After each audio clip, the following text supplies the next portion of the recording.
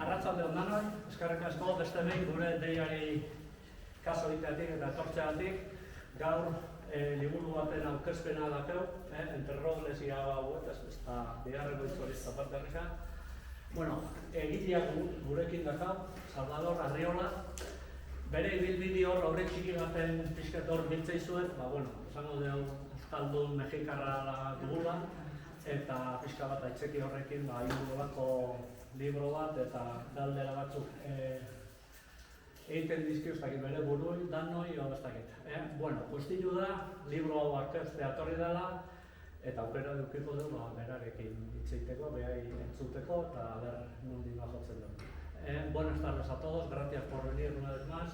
Tenemos entre nosotros a Salvador Arriola, que nos va a ejercer de maestro para la presentación del libro que estamos presentando, Entre robles y agüetes.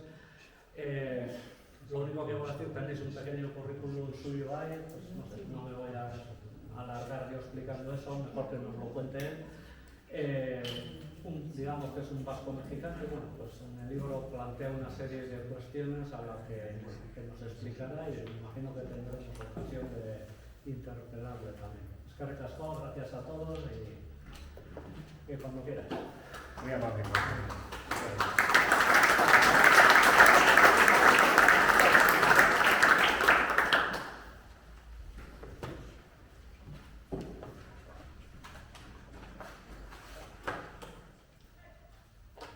Bueno, pues es un enorme gusto estar aquí en Zarauz, enorme gusto, y sobre todo rodeado de amigos y de amigas de mucho tiempo, algunas y algunos, y sobre todo en este lugar tan especial, este museo que no tiene parangón en los alrededores, e incluso en los países latinoamericanos hay pocos lugares similares a este.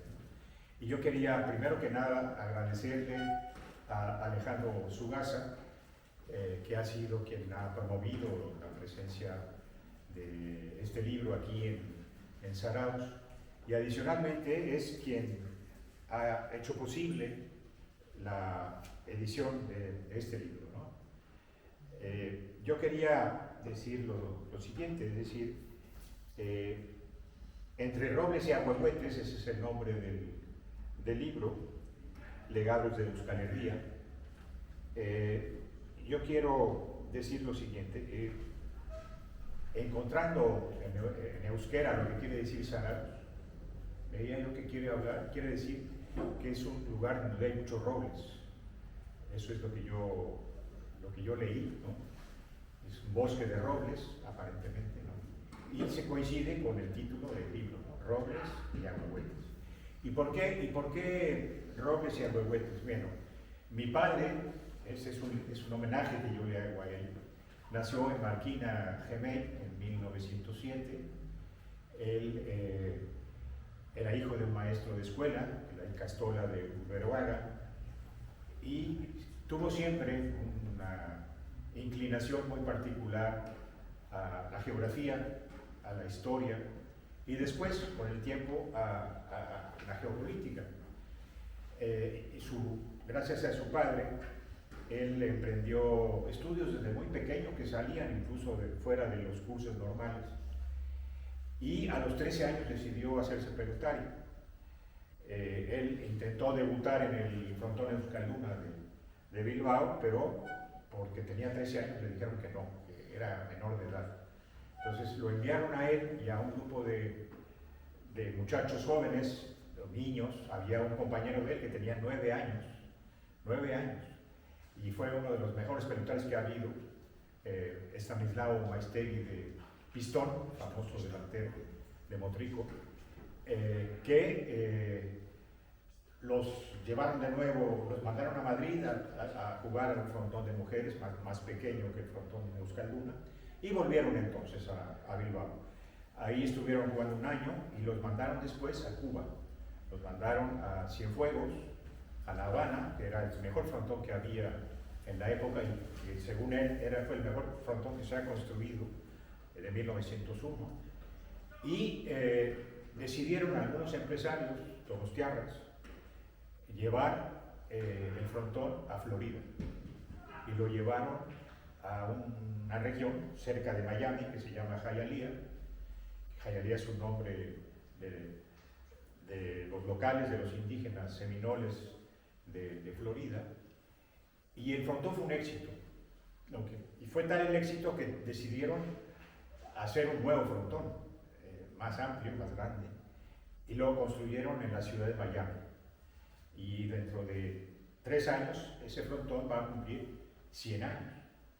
Y mi padre tuvo la fortuna y la suerte de trabajar inclusive en la organización del diseño, las medidas, la concentración de quienes iban a formar parte del cuadro de pelotaris, etc. Y yo diría que fue el primer paso, y aquí está nuestro presidente de una de las empresas más importantes desde esta punta que hay en Euskadi. Ahí se puso la primera piedra prácticamente de los 15 frontones que hubo después en el estado de la Florida, más otros frontones que hubo en el noreste de los Estados Unidos. Bien, él después de Miami volvió a Barcelona, estuvo en Barcelona jugando ahí varios años, y después en el frontón Urumea, y de ahí fue a México en el año 32. Y él se quedó jugando entre Cuba, Miami y México hasta el año 50 en que se retiró. Entonces, Entre Robles quiere decir lo siguiente, es decir, vinculo la Ikastola de Urberoaga con las enseñanzas que mi padre me daba en un bosque maravilloso que es el bosque de Chapultepec en la Ciudad de México. Y ahí me contaba él las historias de los vascos, ¿no? De cómo los vascos habían contribuido a la historia mundial en multitud de cuestiones y de tareas. Ahuehuetes son los árboles milenarios que hay en ese bosque de Chapultepec. Ahuehuete es un nombre náhuatl, ¿no? Era el idioma original de los aztecas y de las comunidades que había en el centro de México. Y quiere decir árbol viejo de árbol. Y las dimensiones de un ahuehuete son enormes. El diámetro que tiene un ahuehuete no lo tiene prácticamente ningún árbol en el mundo, ¿no? En Oaxaca, no sé si ustedes conocen el árbol del tule, es un árbol en el que 40 personas se pueden dar la mano alrededor del diámetro del árbol, ¿no? Es una verdadera maravilla. Bien, en ese espacio de Chapultepec mi padre me transmitía las enseñanzas de la historia de los vascos. Por ello, yo le hago a él un homenaje con este libro, en donde yo hice un recorrido, una investigación a través de 5 temas principales. El primero, el mar. El segundo, los asentamientos y la migración. El tercero, la religión y la defensa de los indígenas. El cuarto, la educación. Y el quinto, la independencia.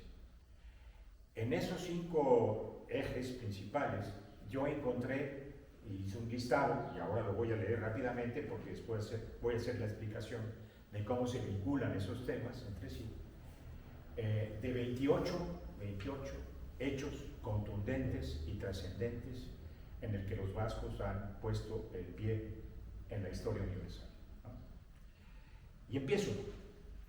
En el mar, Terranova y Labrador, la península de Labrador y Terranova, fines del siglo XV, principios del siglo XVI, el primero.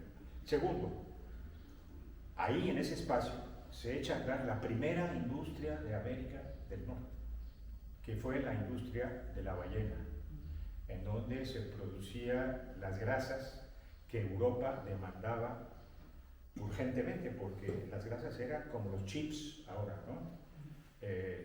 Urgían para que continuara el crecimiento económico y el desarrollo, sobre todo en Europa del Norte. Tercero, la vuelta al mundo, ¿no? Que todos conocemos. Cuarto, un hecho muy significativo que mucha gente tal vez no lo sepa, que fue la batalla de Pavía en 1525, en donde un vasco llamado Juan de Urbieta Verástegui y Leso, que era de Hernani, hizo lo que no se había podido hacer, es decir, capturó personalmente al rey de Francia, a Francisco I, rey de Francia, que era el principal enemigo de Carlos V. 1926, ahí llegamos al quinto. En ese quinto se da un fenómeno muy interesante porque el Cano va a un segundo viaje a las Molucas en una expedición que comandaba un señor Jofre de Loaiza con 7 embarcaciones. Y esas 7 embarcaciones tuvieron problemas muy serios de naufragios al cruzar el estrecho de Magallanes. Tan es así que hubo una sola embarcación que sobrevivió, más alguno que otro, como fue el caso de un patache, así llamaban a ese tipo de embarcación, eran más pequeños que los normales, el patache Santiago, que se perdió, pero después de recorrer 10.000 kilómetros, llegaron muy cerca de las costas mexicanas, de las costas del Pacífico mexicano, de las costas de Oaxaca. Eran 50 los sobrevivientes, pero no tenían posibilidades de acercarse a las costas porque no tenían botes para hacerlo, y estaban realmente muy dañados personalmente como para atreverse a cualquier otra forma de llegar. Se decidió que en un cajón de madera, ¿sí?, se metiera a una persona para que esa persona pudiera llegar a las costas de Oaxaca. Y esa persona era de un caserío de por aquí, Arrona no está lejos de aquí, ¿no? Y él era un cura, además, ¿no? Y ese señor cura, que era primo del que comandaba el patache Santiago, el que comandaba el patache se llamaba Santiago Guevara, y este cura se apellidaba Areizaga, ¿no? Pues este señor llegó en el cajón de madera a la playa y pudo mandar el mensaje.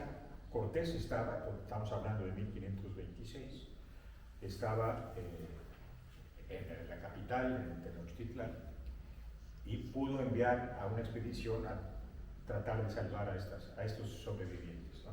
Ese es un hecho maravilloso.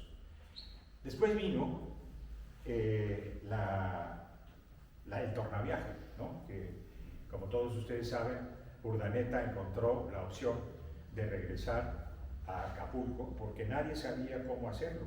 Todo el mundo llegaba a Manila, pero no sabían cómo regresar. Tenían que regresar por el Índico, bajar al Cabo Buena Esperanza, subir por toda la costa oeste africana y llegar a Sevilla, ¿no? Pues este señor fue el que, dado que había estado en la expedición del Cano y de Loaiza, se había salvado, el que sabía cuáles eran las corrientes que favorecían el acercarse a la costa occidental del continente americano. Y eso fue lo que hizo, ¿no? Y encontró la llegada a Acapulco. ¿Y qué pasa con la llegada a Acapulco? Con la llegada a Acapulco se echa a andar la primera globalización. ¿Por qué? Porque con esa decisión se construye la nao de la China o galeón de Manila, ¿no?, que hizo el viaje durante 250 años entre Sevilla, Veracruz, Acapulco, Manila, Cantón, Macao, Shanghái, etc. Y evidentemente también había corrientes, había viajes que se hacían del Callao, del puerto del Callao del Perú, a Acapulco para de ahí ir el galeón de Manila hacia Manila. Pero ¿qué pasaba también? Que Manila fue fundada por otro vasco, por Miguel López de Legazpi, que era de aquí de Zumárraga, ¿no? Entonces, pues, ahí se van con Caneta, bueno, vinculando diferentes fenómenos, ¿no? Y luego vino otro acontecimiento que yo creo que hay poca gente que lo sabe, que hubo un personaje que fue un sobrino de Ignacio de Loyola, que hizo 2 viajes a la vuelta al mundo, ¿no?, de forma inversa. La primera fue salir de Lisboa para llegar hasta Macao, Manila, de ahí a Acapulco y luego volver a Sevilla, y luego lo hizo al revés, ¿no?, saliendo de Acapulco, yendo hasta Lisboa, ¿no?, y dando la vuelta al mundo 2 veces, ¿no? Eso fue en 1589. En 1580, Francis Drake, ¿no?, el famoso Francis Drake, sobre la base de una serie de pillajes, pudo hacer su vuelta al mundo. Los ingleses siempre dicen que fue el primero que dio la vuelta al mundo, nada más que fue 58 años después de que lo hiciera Elcano, ¿no? Y 8 años antes de que este señor, el sobrino de Martín Ignacio Mallea de Loyola, diera la vuelta al mundo en sentido inverso, o sea, 2 veces. Entonces, es un hecho muy significativo. Después vinieron la fundación de las principales ciudades en América, ¿no? Particularmente incluyendo a Manila, es el número 10. La número 11 son la explotación de nuevas tierras. El 12 son la explotación minera, agropecuaria e industrial.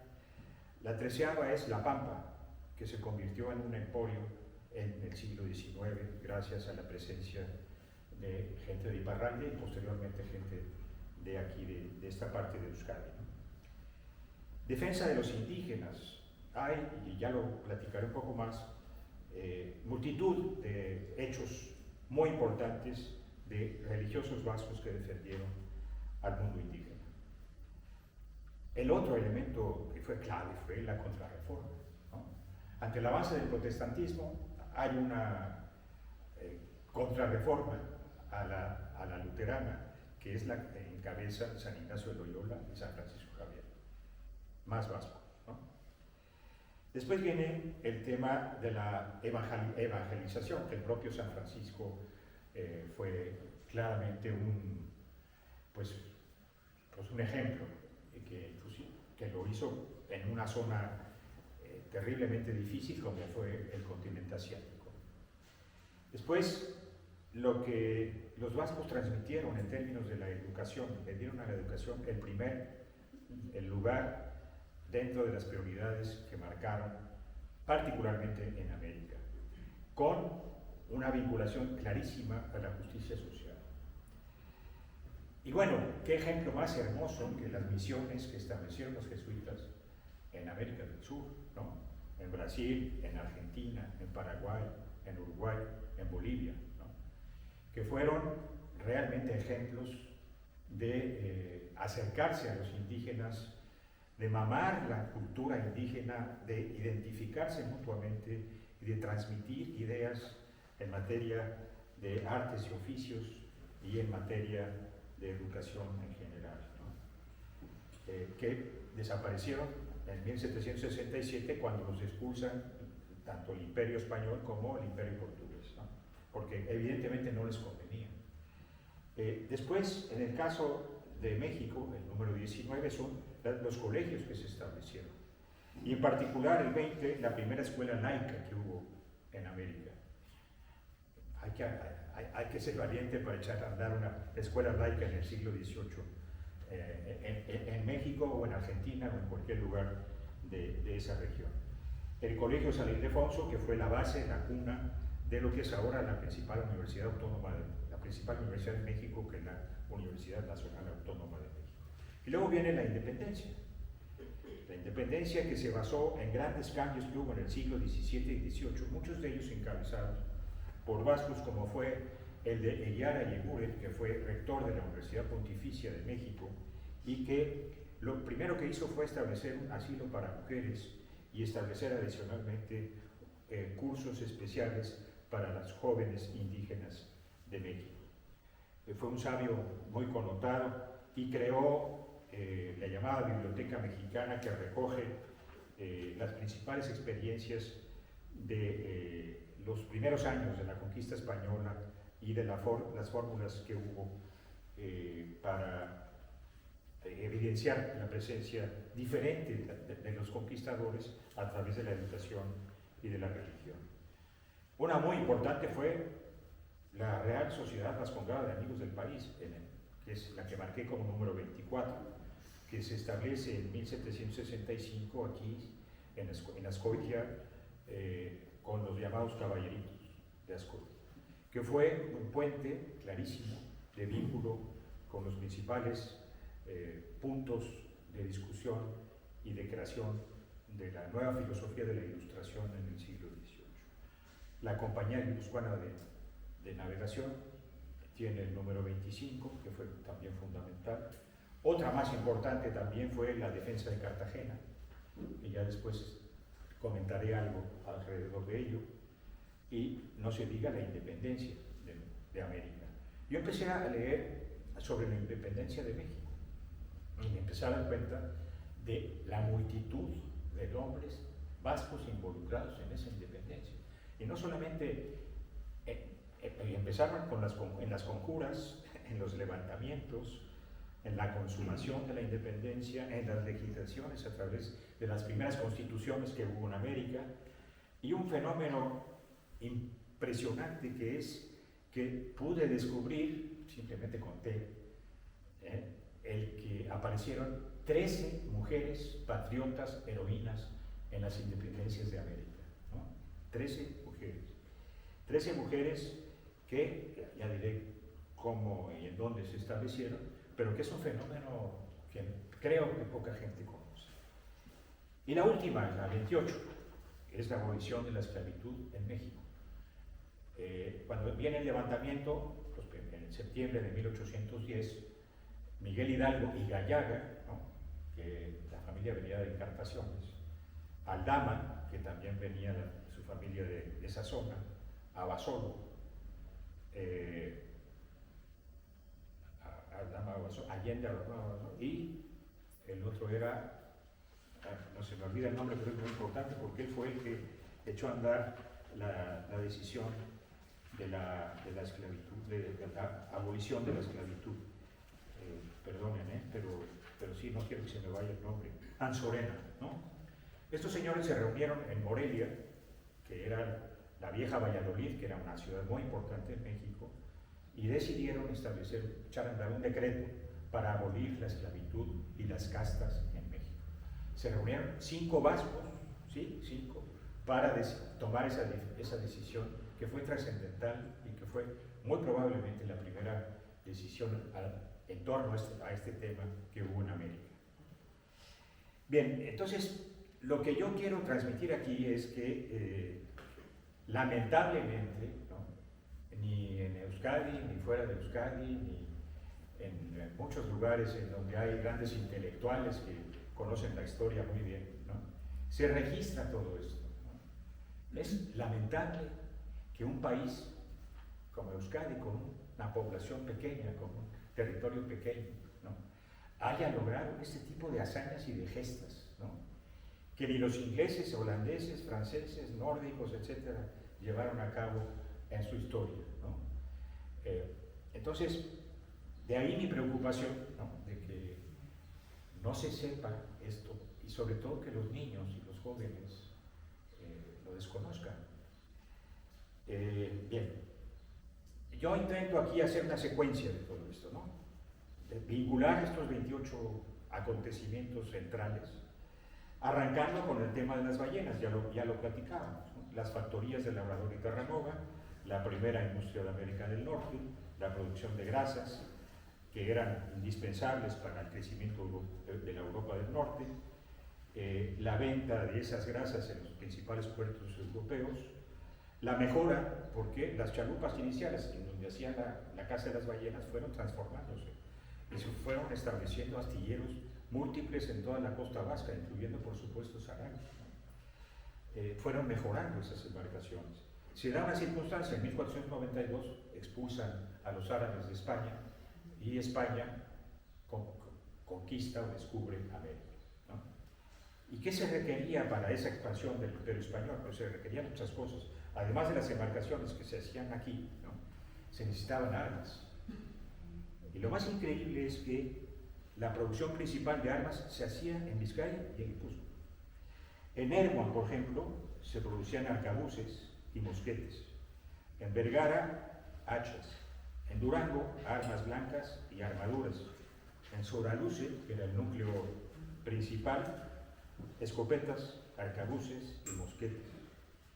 Elorrio firmó un acuerdo con el rey de Portugal, Juan III, para que pudieran producir 1500 armaduras completas, ¿no? O sea, ese es el tamaño de la contribución de los vascos en esa época, pues a fortalecer la tarea del ejército español, ¿no? Bueno, después de ello, ya los marinos, ¿no? Los marinos fueron fundamentales, los marinos vascos, no solamente por el inicio, por la vuelta al mundo y por Urdaneta, sino que fueron contribuyendo al descubrimiento de nuevas rutas. Y en el caso de las embarcaciones, bueno, de 5 embarcaciones que llevó Elcano, pues 3 se hicieron en astilleros vascos. En el segundo viaje de Elcano, como ya decía yo, el paje de Elcano, porque se conocía, él fue Urdaneta, que fue el que echó a andar el tornaviaje que permitió arrancar con la navegación durante 250 años de comercio entre España, la Nueva España y China. Su compañero de viaje, López de Legazpi, fundó Manila, y con todo ello se unificaron los 3 océanos. En esta época hay un problema muy serio, que es este problema de los chips, ¿no? ¿Qué países, si hay un país que controla la creación de los chips, la producción de los chips, pues es el que lleva la mano adelante o la bandera adelante en todo este ejercicio impresionante de la inteligencia artificial, ¿no? Pues en esa época las grasas eran como los chips, ¿no? Porque eran necesarios los suministros de grasas para la vivencia, para que Europa se viera no afectada en su crecimiento. Y vino otra contribución de los vascos en términos de los suministros, que fue increíble, que fue que en 1545 se encuentra en el Potosí, el Cerro de Potosí, ahora Bolivia, un cerro impresionantemente rico en plata, la plata más rica que se había encontrado hasta ese momento. ¿Y quiénes eran los que detentaban el poder de la plata? Pues eran los paisanos de ustedes, eran vascos. ¿Y qué pasó?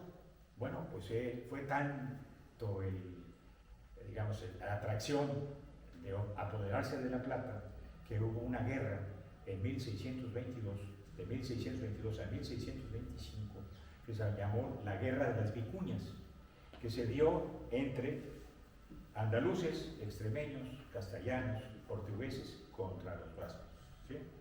Y ahí tuvo que intervenir el propio rey Felipe IV para tratar de recomponer la situación, que no se logró, pero al mismo tiempo otro vasco en el norte de México, Juan de Oñate, encuentra otras minas de plata, las minas de Zacatecas y las minas de San Luis Potosí. En esas minas contribuyeron claramente a fortalecer el comercio marítimo que ya se había iniciado con el galeón de Manila. Y había una urgencia enorme de los chinos por plata, porque no tenía el imperio Ming los recursos necesarios para fortalecer su ejército y para poder tener pues una economía más o menos sustentable.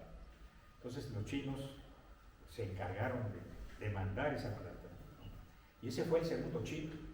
El primer chip fueron las grasas, y el segundo chip fueron justamente la plata que tenía que llegar a China.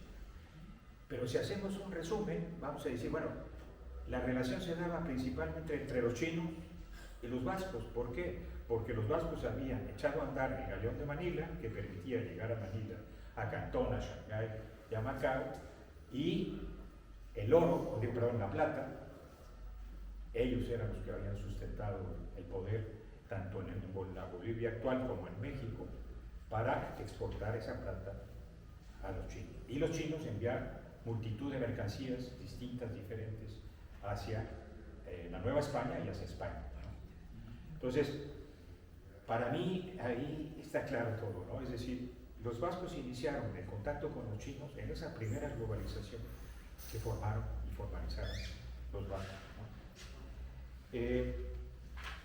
Posteriormente viene, ya lo he dicho, el tema del protestantismo, la contrarreforma de Loyola y de San Francisco, la creación de las misiones y reducciones, que fue un ejemplo de convivencia con los pueblos indígenas. Hubo un personaje maravilloso, y aquí me acompañó mi amigo Julián y Aso a Sao Paulo, porque en el año de 2004 se cumplieron 450 años de la fundación de la ciudad de Sao Paulo, que es la ciudad más impresionante que hay en América Latina, que tiene no solamente la mayor producción en términos de Producto Interno Bruto, sino tiene además más edificios que Nueva York, de más de 20 pisos. Para mí, Nueva York es un barrio de Sao Paulo, ¿no? De ese tamaño. Entonces, se cumplieron los 450 años de la fundación de la ciudad, que fue fundada por un hijo de un señor que nació en un caserío aquí en Urrestilla, ¿no? El señor Anchieta. Tuvo un hijo, ese hijo fue de misionero jesuita a las Américas, y él, después de varios años de haber llegado a San Vicente, que es el puerto más cercano a lo que es ahora el puerto de Santos, lo más cercano a lo que es hoy la ciudad de Sao Paulo, tardaron más de 10 años en llegar, es una selva impenetrable. Fundaron la ciudad y él fundó después Río de Janeiro. Y fue un hombre dedicado a conocer a fondo la naturaleza de la zona. Hizo un diccionario para poder vincular el español con el tupí, que era el idioma de los indígenas. Y en 2000, bueno, y aquí nuestro amigo Julián y Yasun llevaron un regalo de Azpeitia al patio del colegio, que es la primera construcción que se estableció por parte de Anchieta en la ciudad de Sao Paulo. Y Anchieta es ya un santo, lo hicieron santo en abril de 2014.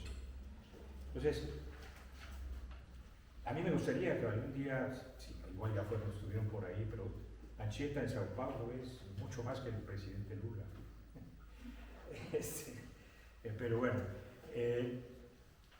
y otros religiosos vascos defendieron a los indígenas de manera permanente, como fue el caso de Francisco de Vitoria, que lo primero que decía él es que las tierras que habían conquistado los españoles no eran de los españoles, eran de los indígenas, ¿no? Fue el primero que hizo eso, que le mandó una carta al emperador para señalarle ese criterio. Lo hizo igualmente Zumárraga, ¿no? Que tuvo pleitos incluso con algunos de los conquistadores en México para tratar de detener la violencia que había hacia algunas de las principales comunidades indígenas.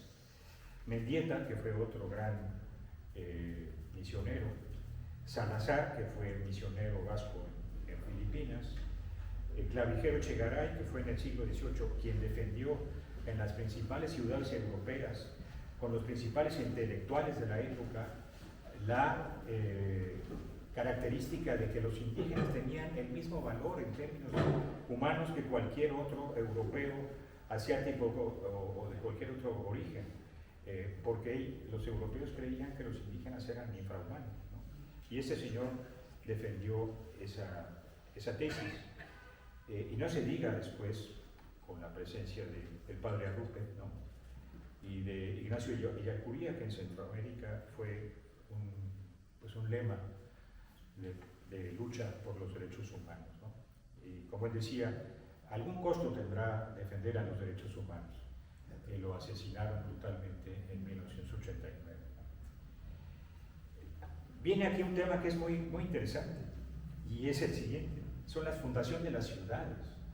Fíjense nada más qué número de ciudades fueron fundadas por vascos, ¿no? Y empiezo: Buenos Aires, ¿no? Río de Janeiro, Sao Paulo, Montevideo, Asunción del Paraguay, Medellín, Colombia, la ciudad más industrial de Colombia, Tudela, en Colombia, Buenaventura, el puerto más al sur colombiano, Pamplona, también en Colombia, Guadalajara, México, Tepic, México, Zacatecas, San Luis Potosí, Durango, que fue la capital, ya lo veremos ahora, de la Nueva Vizcaya, Santa Fe en los Estados Unidos, San Francisco en los Estados Unidos y Manila, así como los territorios de Arizona y California y Nuevo México.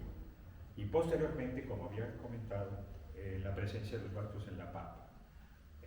Esto da cuenta de la extraordinaria herencia del pueblo vasco.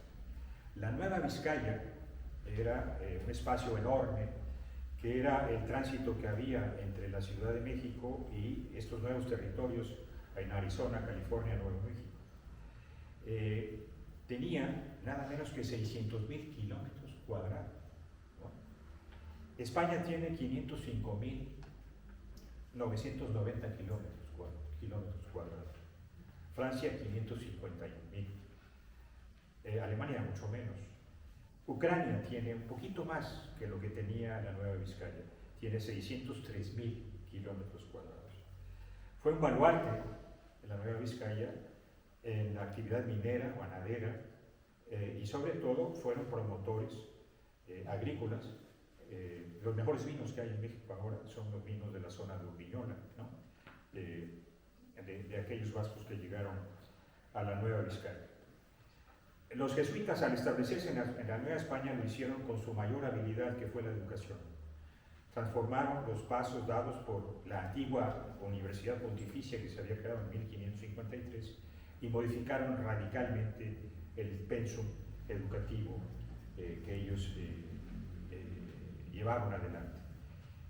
Sin distinción importante de etnias y género, y en coordinación con las cofradías de vascos que había en México, principalmente la de Aránzazu, y a base de grandes desgastes con el gobierno de Madrid, con el virrey y con el arzobispo, lograron echar a andar la primera escuela laica que hubo en América.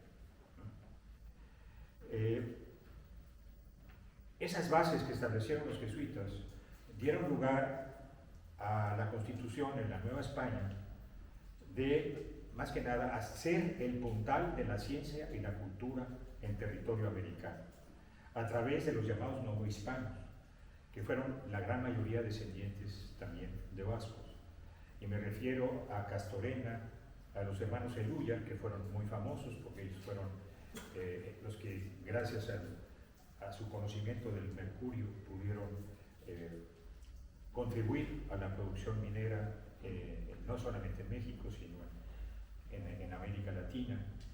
Los Echave, que fueron pintores de primer orden, igual que José de Ibarra. De Sumaya, que fue un extraordinario músico. Arrieta, que fue el mejor arquitecto que tuvo la colonia en México.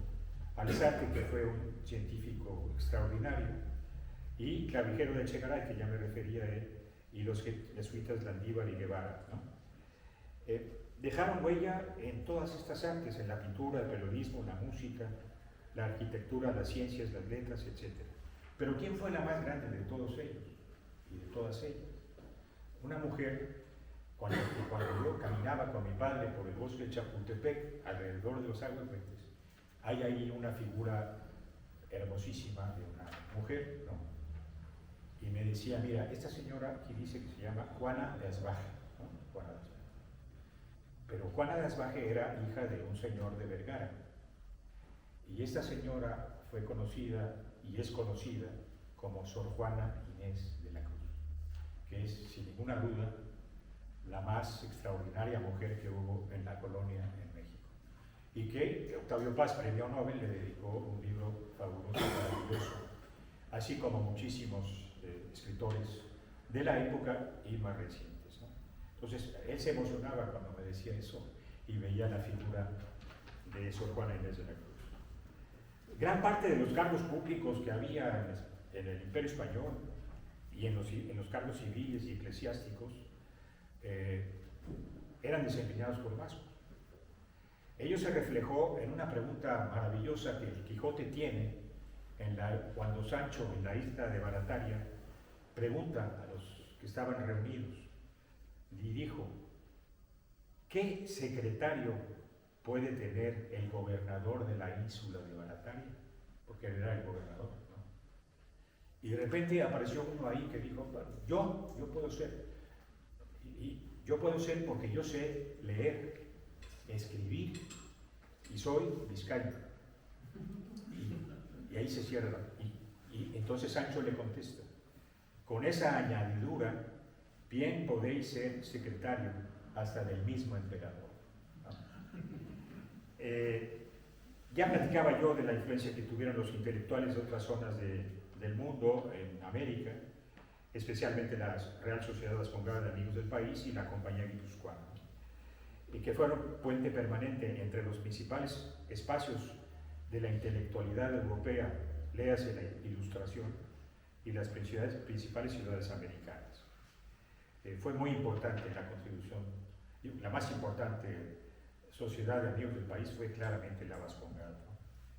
Y la compañía pues era la que traía de contrabando los libros de la Ilustración, que llegaron principalmente al puerto de La Guaira, en Venezuela, donde personajes como Simón Rodríguez y Simón Bolívar pues, mamaron de toda esa información, que era la información más importante que se generaba en Europa. Debo destacar un hecho singular y que tuvo un impacto en particular en América del Sur, que fue la estrepitosa derrota de la mayor flota inglesa de la época, frente al fuerte de Cartagena de Indias, en 1741, que fue defendida por un vasco, Blas de Lezo, que no tenía mano, pierna, y que estaba tuerto, ¿no? Si no hubiera sido por ello, yo puedo asegurar, porque el número de barcos que los ingleses ubicaron en las costas de Cartagena fue inmenso, fue un número que no se había visto en épocas anteriores ni nunca se había visto. Ellos hubieran podido seguramente tenido la consecuencia de que toda América del Sur, incluyendo el Brasil, ¿no? se hablaría inglés.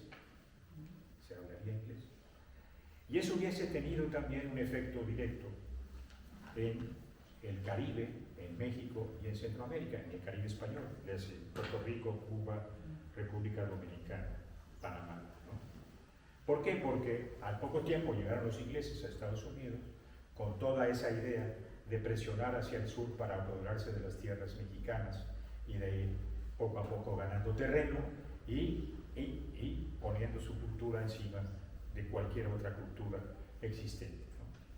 Entonces, es impresionante el hecho de que Blas de Lezo, en los que defendieron Cartagena, pudieron evitar ese fenómeno que hubiera sido catastrófico. La expulsión de los jesuitas, ya decía yo, en 1767 no fue motivo para haber hecho desaparecer sus sólidas enseñanzas.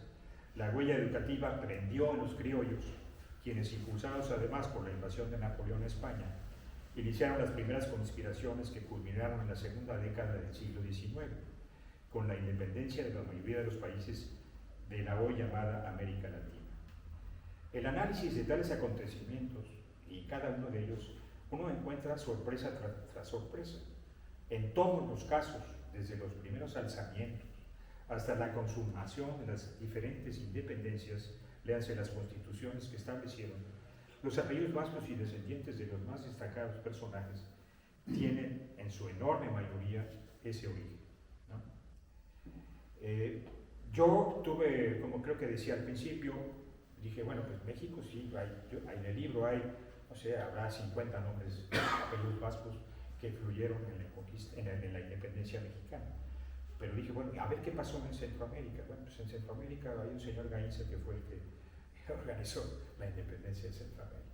Y si uno se iba a Colombia, igual. Y si iba uno a Venezuela, que por cierto, ahí hay una anécdota muy simpática que me recordaba a mi esposa, que es venezolana, caraqueña, ¿no?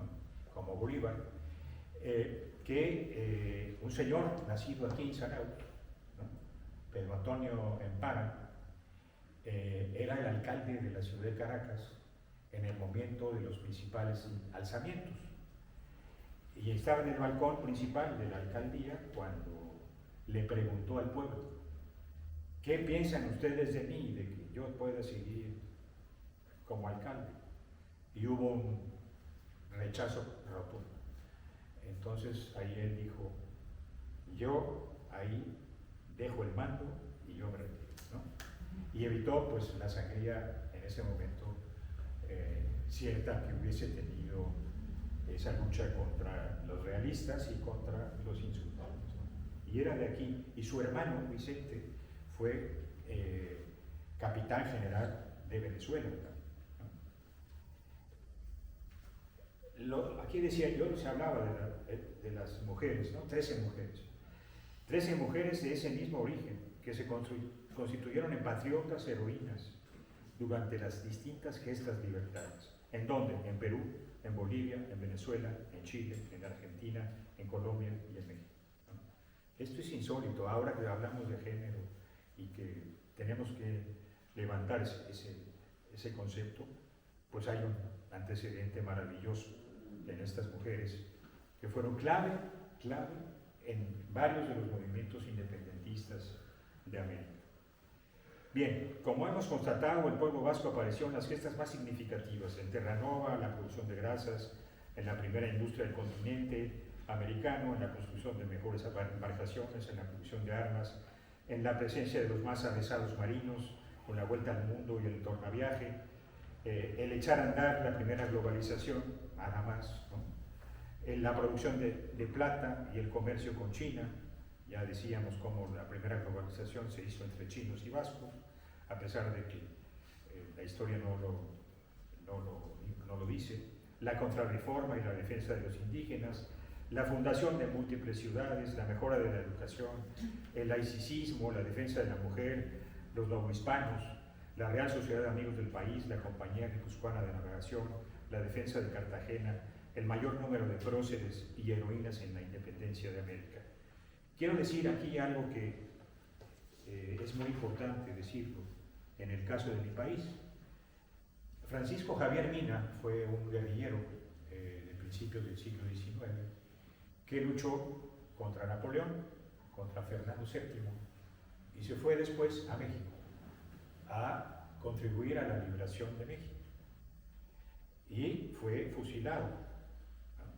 Es el único extranjero, él nació en Otano, en Navarra, Vasco Navarra, ¿no? Es el único extranjero que está enterrado en la columna de la independencia de México, donde está el ángel de la independencia, que es un símbolo nacional, ¿no? Ahí están enterrados Hidalgo, de origen vasco, Allende, de origen vasco, Morelos y Francisco Javier Mina Larrea. Ahí está, ¿no? Que es un hecho insólito. Bien, ahí al final quiero pues simplemente recordar lo que ya les decía, de que 5 descendientes de vascos publicaron por decisión de Hidalgo el decreto para abolir la esclavitud y las castas en octubre de 1810, ¿no? Yo ahí termino, pero tengo en el libro muchas propuestas, no todas se sustentan de manera especial, pero sí hay la más importante, creo yo, es que no hay registro, lamentablemente, en los museos de Euskadi, de una historia que permita de forma integral, como yo he intentado, ¿no?, vincular todos estos acontecimientos maravillosos, impresionantes. Si esto se hubiera dado en Inglaterra, ya quisiera yo ver el museo que se habría hecho en Inglaterra, o en Francia, o en Holanda, o en los países nórdicos, ¿no? Y aquí hay museos muy bellos, como este, sin duda, pero son sectoriales, son museos que no tienen esa enseñanza a los niños, a los jóvenes y a los adultos de lo que este país ha contribuido al mundo.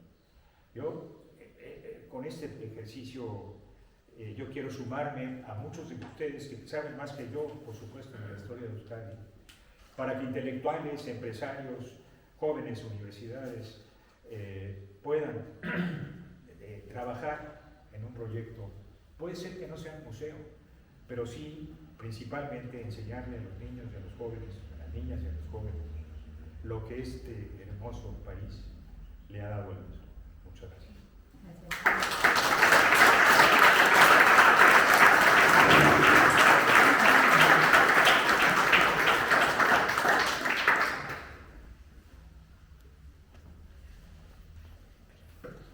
No sé si hubiese algún comentario, con mucho gusto.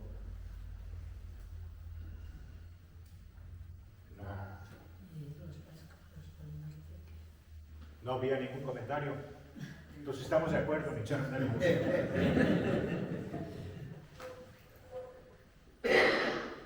Bueno, pues. ¿Los republicanos vascos en México? ¿Perdón? ¿Republicanos vascos en México? Sí, como no. Yo inclusive recordaba, antes de ayer estuvimos en la Fundación Sabino Arana, ¿no? Y yo desde muy pequeñito iba al Centro Vasco de México.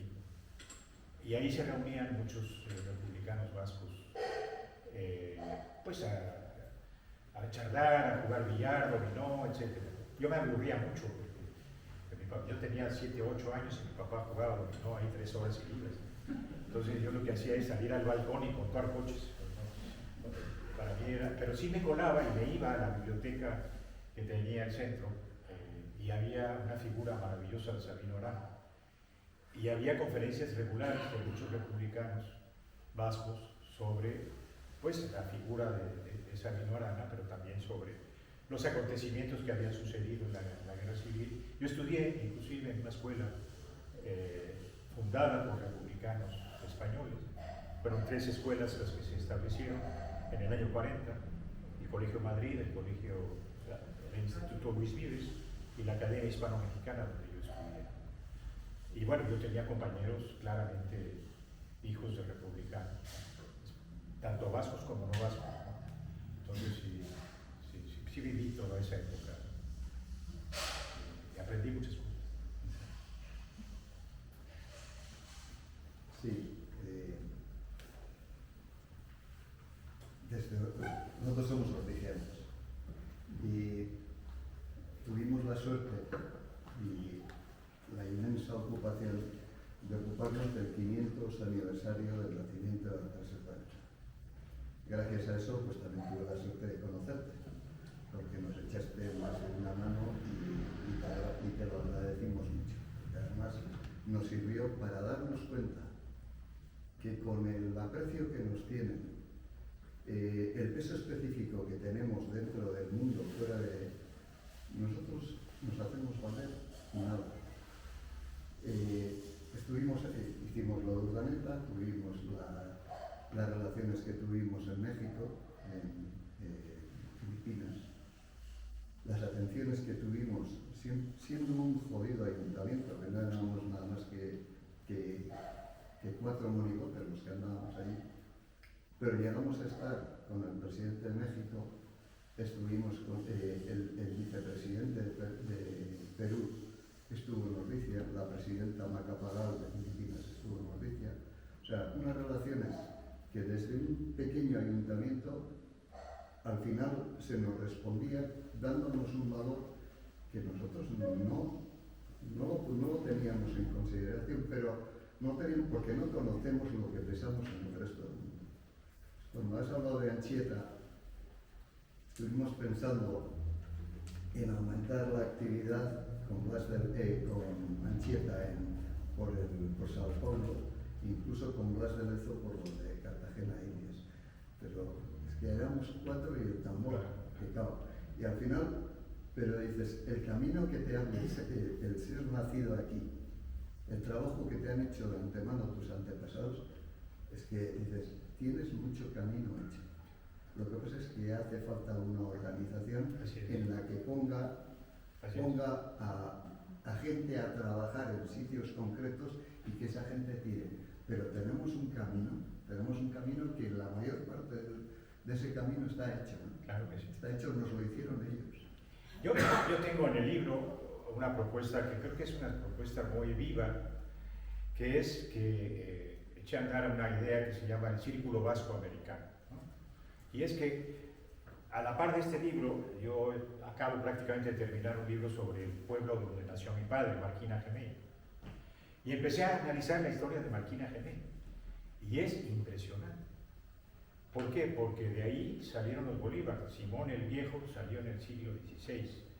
Después hubo un personaje marino extraordinario, Subiaú, que capturó a 6 navíos del pirata Raleigh, ¿no? Incluso invadió Inglaterra, ¿no? Después vinieron el conde de Peñaflorida, que constituyó con otros caballeritos de Azcoitia la Real Sociedad Ascombrada de Amigos del País. Él firmó con el rey Felipe V, ¿no? Firmó la constitución de la Compañía Guipuzcoana de Navegación. Una de las heroínas era hijo de unos marquineses, ¿no? Hija de unos marquineses. Hubo ahí los Moguel, que fueron defensores de la lengua vasca, vivieron en Marquina durante mucho tiempo, ¿no? Y hubo personajes como Alberto Maitier, ¿no? Como nada menos que el padre Arizmendiarrieta, ¿no? El creador del grupo Mondragón, ¿no? Nicolasa, la famosísima cocinera, ¿no? Que puso un pie primero en San Sebastián, en Donostia, ¿no? Y muchos otros, ¿no? Entonces, si uno hace un análisis de cada uno de los pueblos de Euskadi, va a encontrar, como aparecen algunos de ellos, casi todos aquí en el libro, maravillas. Entonces, el que cada pueblo pudiera distinguir el vínculo que tuvieron sus pobladores en América o en otras partes del mundo, en Filipinas, etc., tiene una riqueza extraordinaria. Entonces, yo invitaría a que se haga eso, ¿no? A las alcaldías, a los pueblos, que identifiquen su historia y que la pongan al día, vinculándolo con México, con Argentina, con Chile, con todos los países latinoamericanos. Por ejemplo, este tema de San Francisco, ¿quién sabe? San Francisco, sí, pues fue fundada por los de Anza, y Santa Fe lo mismo, parte de Oñate. Entonces, como bien dices tú, hay que organizarse para empezar a distinguir prioridades y a trabajar en un proyecto que pueda, pues, lograr este objetivo, ¿no? Hay también un capítulo de deportes, por obvias razones, ¿no? De mi padre, en donde hablo de los diferentes, los deportes rurales, de la cesta punta, etc. Y hay una cuestión interesante, porque cuando estuvimos en Sao Paulo, este organismo industrial del gobierno vasco, que se llamaba SPRIT, ¿no? Tenía un funcionario allá en Sao Paulo, y alguna vez platicábamos con Ramón Penagaricano de poder hacer una contribución muy bonita, que pudiera ser organizar y construir pequeños frontones de mano, ¿no? Llevar de aquí instructores a las zonas urbanas más difíciles, ¿no? Pero al mismo tiempo abrir escuelas de formación técnica. Si hay alguna parte del mundo que tiene habilidades naturales y tecnológicas en la formación técnica, es Euskadi.